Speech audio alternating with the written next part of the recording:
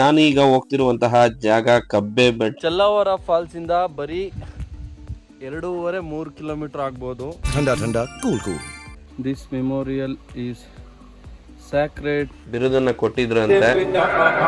ಪಕ್ಕದಲ್ಲಿ ನೋಡಿದೆ ಆ ಕಡೆನೂ ಒಂದು ಬೆಟ್ಟ ಇದ್ದಂಗೆ ಕಾಣಿಸ್ತಾ ಇದೆ.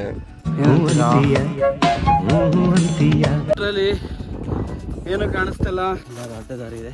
ಹೆಂಗ್ ಕಾಣ್ತದೆ ನೋಡು ಗುರು ವೆದರು.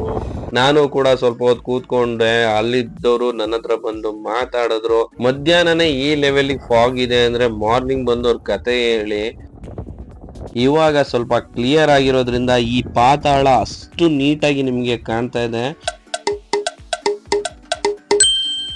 ಹಾಯ್ ಎಲ್ರಿಗೂ ನಮಸ್ಕಾರ, ನಾನು ನಿಮ್ಮ Pradeep Chandra. Welcome back to my PCB diaries YouTube channel. ನೀವು ಇನ್ನೂ ನಮ್ಮ ಚಾನಲ್ನ ಸಬ್ಸ್ಕ್ರೈಬ್ ಆಗಿಲ್ಲ ಅಂದ್ರೆ ಈಗಲೇ ಸಬ್ಸ್ಕ್ರೈಬ್ ಮಾಡ್ಕೊಳ್ಳಿ, ಹಾಗೆ ಬೆಲ್ ಬಟನ್ ಕೂಡ ಕ್ಲಿಕ್ ಮಾಡ್ಕೊಳ್ಳಿ. ಹಾಗೆ ನಾನು ಈಗ ಹೋಗ್ತಿರುವಂತಹ ಜಾಗ ಕಬ್ಬೆ ಬೆಟ್ಟ. ಕಂಪ್ಲೀಟ್ಲಿ ಫಾಗ್ ತುಂಬಿರುತ್ತೆ, ಬನ್ನಿ ನೋಡೋಣ. ಏನು ಕೃತಕ AC ಬಳಸ್ತೀರಾ? ಇಲ್ಲಿ ನೇಚರ್ AC ಕೊಡುತ್ತೆ ನಿಮಗೆ, ಅಷ್ಟು ಕೂಲ್ ಇದೆ ನೋಡಿ. ಲೈಟಾಗಿ ಬಿಸಿಲು ಬಂತು ಆದರೂ ಕೂಲ್ ಇದೆ ವೆದರು.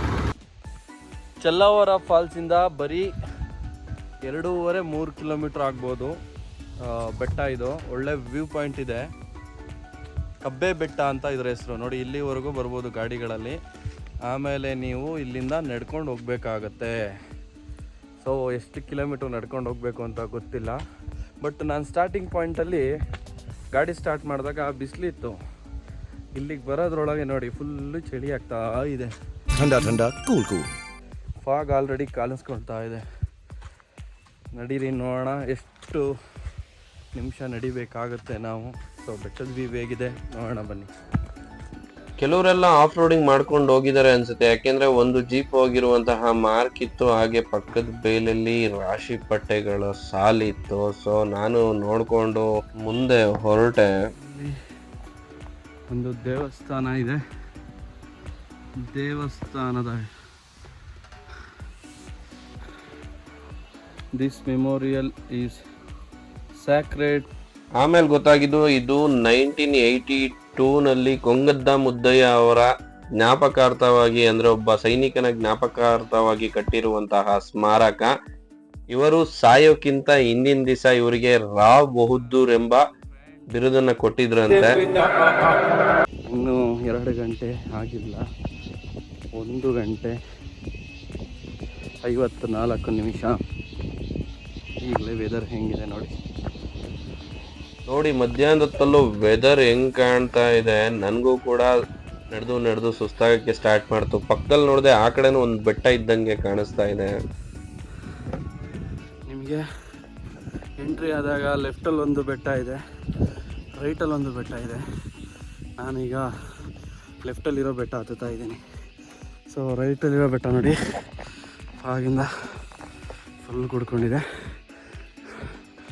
ಬಟ್ ಇದಕ್ಕಿಂತ ಅದು ಹೈಟ್ ಇದೆ ಅಂತ ಹೇಳಿದ್ರು. ನೋಡೋಣ, ಎರಡನ್ನೂ ಹತ್ಬಿಟ್ಟು ಯಾವ್ದು ಬೆಸ್ಟು ಅಂತ ನಾವೇ ಡಿಸೈಡ್ ಮಾಡೋಣ. ಲಿಟ್ರಲಿ ಏನು ಕಾಣಿಸ್ತಿಲ್ಲ, ಕೂಲಿಂಗ್ ಗ್ಲಾಸ್ ಹಾಕೊಂಡು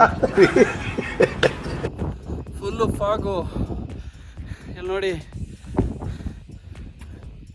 ಒಂದು 50 ಫೀಟ್ ದೂರದಲ್ಲಿ, 75 ಫೀಟ್ ದೂರದಲ್ಲಿ ಅಷ್ಟೇ ಕಾಣಿಸ್ತಾ ಇದೆ.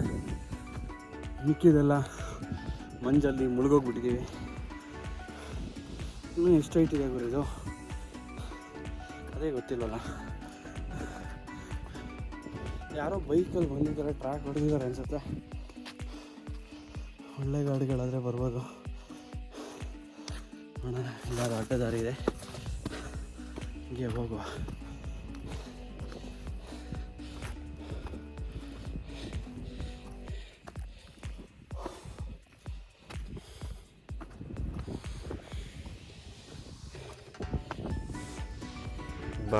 ಬಾ ಗುರು, ನೋಡು ಹೆಂಗ್ ಕಾಣ್ತದೆ ನೋಡು ಗುರು ವೆದರು.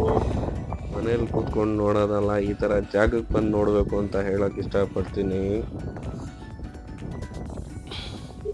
ಇಲ್ಲಿಗೆ ಬಂದ್ಮೇಲೆ ಸ್ವಲ್ಪ ಸಮತಟ್ಟವಾಗಿರುವಂತಹ ಜಾಗ ಸಿಕ್ತು ಗುರು. ಅಲ್ಲಿಂದ ಒಂದೇ ಫ್ಲೋ ಅಲ್ಲಿ ನಡ್ಕೊಂಡ್ ಬರ್ಬೇಕು, ಏನು ಗ್ರಿಪ್ಪಿಗೆ ಸಿಗಲ್ಲ, ಮಂಜಿಗೆ ಹುಲ್ ಬೇರೆ ಜಾರುತ್ತೆ. ಸೊ ಕೇರ್ಫುಲ್ ಆಗಿ ನಡ್ಕೊಂಡ್ ಬರ್ಬೇಕಾಗುತ್ತೆ. ಐ ಥಿಂಕ್ ಲೋಕಲ್ಸ್ ಎಲ್ಲ ಬಂದು ಇಲ್ಲಿ ಆಫ್ ರೋಡಿಂಗ್ ಮಾಡ್ದಂಗೆ ಕಾಣಿಸ್ತದೆ. ಯಾಕೆ ಅಂದ್ರೆ ನೋಡಿ, ನಿಮ್ಗೆ ಯಾವ್ದೋ ಗಾಡಿ ಓಡಾಡಿರೋ ತರ ಫೀಲ್ ಆಗ್ತದೆ ಈ ಟಾಪ್ ವ್ಯೂ ಅಲ್ಲಿ. ಹಾಗೆ ಒಂದ್ 2-3 ಜನ ಮಾತ್ರ ಕಾಣಿಸ್ಕೊಂಡ್ರು, ಅಲ್ಲಿವರೆಗೂ ಒಬ್ರು ಕಾಣಿಸ್ತಾ ಇರ್ಲಿಲ್ಲ.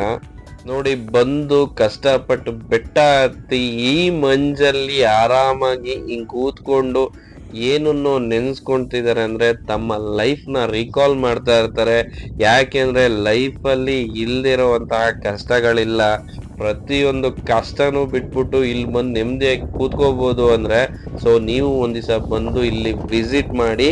ಹಾಗೆ ನಾನಿರುವಂತಹ ಟೈಮು ಈಗ ಹತ್ರ 2.5 ಗಂಟೆ ಮಧ್ಯಾಹ್ನದ ಸಮಯದಲ್ಲಿ ವೆದರ್ ಈಗಿದೆ ಅಂತ ಅಂದ್ರೆ ನಿಮ್ಗೆ ಸ್ವರ್ಗ ಅಂತಾನೆ ಹೇಳ್ಬೋದು. ಆ ಲೆವೆಲಿಗೆ ಕಾಣುತ್ತೆ. ನಾನು ಕೂಡ ಸ್ವಲ್ಪ ಹೊತ್ತು ಕೂತ್ಕೊಂಡೆ, ಅಲ್ಲಿದ್ದವರು ನನ್ನ ಹತ್ರ ಬಂದು ಮಾತಾಡಿದ್ರು.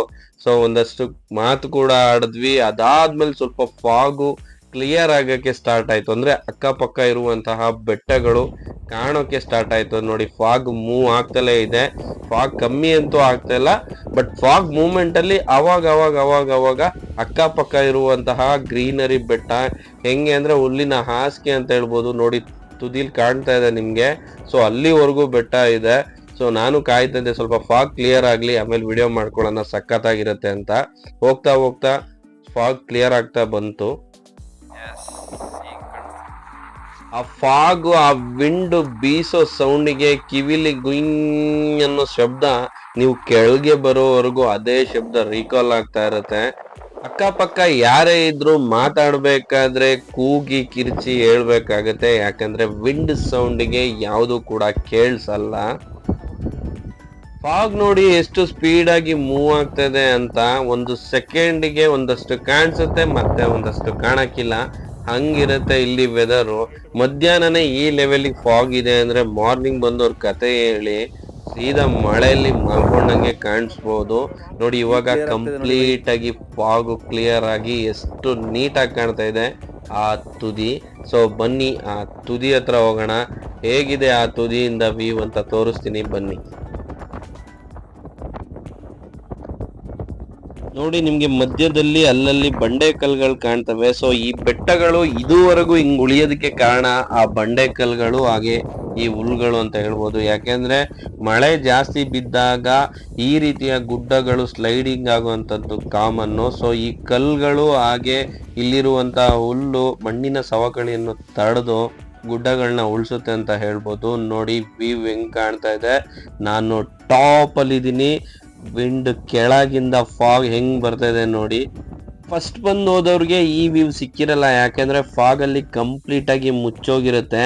ಸೊ ಮಧ್ಯಾಹ್ನ ಟೈಮ್ ಆಗಿರೋದ್ರಿಂದ ಬಿಸಿಲಿನ ಹೊಡೆತಕ್ಕೆ ಮಂಜು ಕರಗಿ ಇವಾಗ ಸ್ವಲ್ಪ ಕ್ಲಿಯರ್ ಆಗಿರೋದ್ರಿಂದ ಈ ಪಾತಾಳ ಅಷ್ಟು ನೀಟಾಗಿ ನಿಮಗೆ ಕಾಣ್ತಾ ಇದೆ.